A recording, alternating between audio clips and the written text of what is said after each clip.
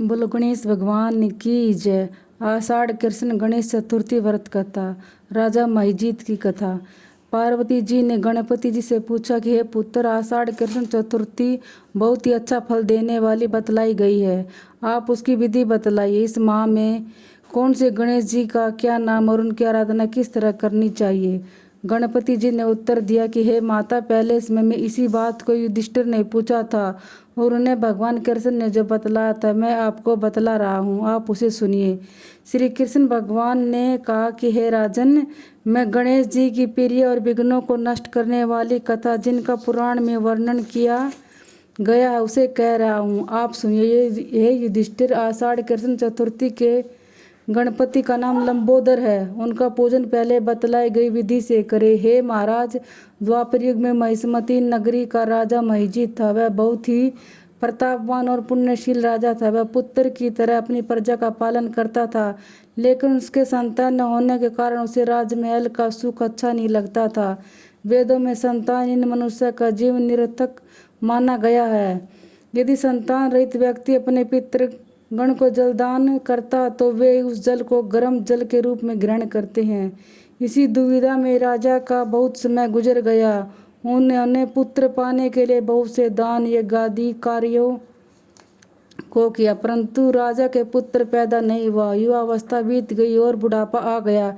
इसके पश्चात राजा ने विद्वान ब्राह्मणों और प्रजा के लोगों से सलाह मशवरा किया। राजा ने कहा, हे ब्राह्मणों तथा प्रजा के लोगों, मैं संतानहीन हूँ, अब मेरी क्या गति होगी।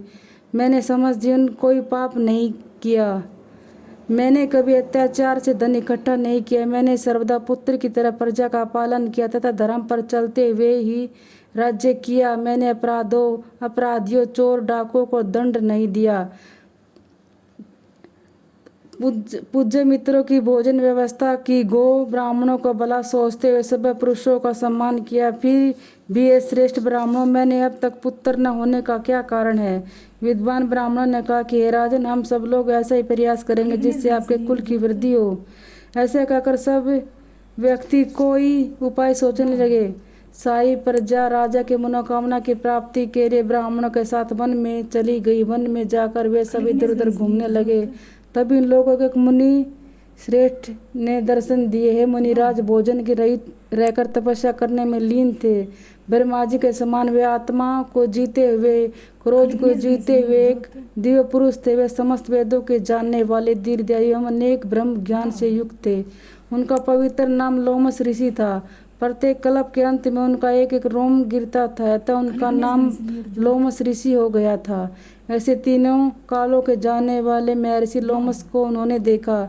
सब लोग उनके पास गए। उसकी उचित प्रार्थना एवं नमस्कार आदि के पश्चात सब लोग उनके सामने खड़े हो गए। मुनि को देखकर सभी लोग प्रसन्न होकर आपस में कहने लगे कि हम सब को भाग्यवश ऐसे मुनि के दर्शन हुए हैं।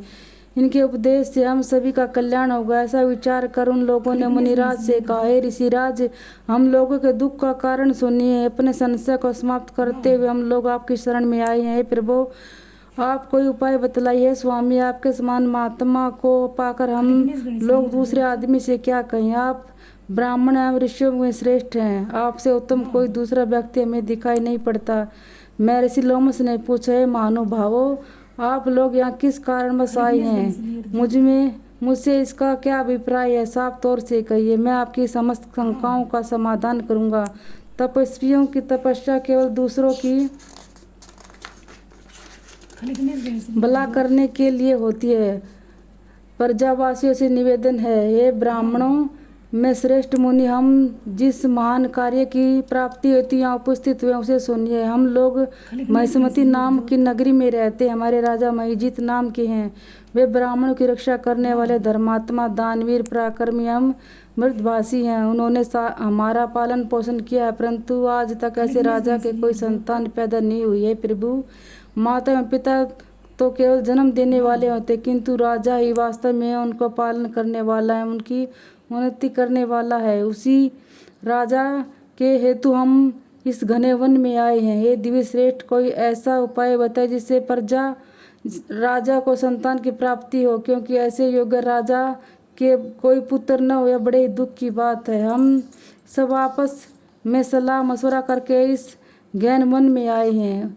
उन्हीं की कृपा से हम लोगों को आपके दर्शन प्राप्त हुए हैं। मुनि श्रेष्ठ, कोई व्रत दान एवं पूजन आदि के कराने से हम राजा को पुत्र मिलेगा। कृपा करके आप हमें बतलाएं। प्रजावासियों की यह बात सुनकर महर्षि लोमस ध्यानमग्न हो राजा की भलाई के लिए कहने लगे, हे द्विजो, आप लोग ध्यान से सुनो। मैं संकटनाशक व्रत को बतला रहा हूँ। आषाढ़ कृष्ण चतुर्थी के दिन एक दंत गजानन नामक गणेश की अर्चना करें। पहले कई विधि से राजा श्रद्धान्वित होकर व्रत करे तथा ब्राह्मणों को भोजन करावे और उन्हें वस्त्र का दान करे। गणेश जी की अनुकंपा से उनको असमय पुत्र की प्राप्ति होगी। महर्षि लोमस के ऐसा कहने पर सभी लोग हाथ जोड़कर उठ खड़े हुए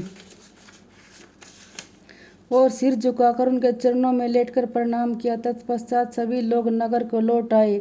वन में जो कुछ हुआ वह उन सभी घटनाओं को प्रजावासियों ने राजा को बतलाया। प्रजावासियों की बात सुनकर यशस्वी एवं निर्मल बुद्धि वाले राजा बहुत ही प्रसन्न हुए और उन्होंने श्रद्धापूर्वक भक्ति से विधिवत गणेश चतुर्थी का व्रत करके ब्राह्मणों को भोजन कराकर वस्त्र आदि दान में दिए। कुछ समय पश्चात रानी सुदक्षिणा के गर्भवती होने के बाद श्री गणेश जी की कृपा से राजा के यहाँ एक सुंदर और सुलक्षण पुत्र उत्पन्न हुआ। राजा ने समस्त नगर में रहने वालों को संतुष्ट करके पुत्रोत्सव किया।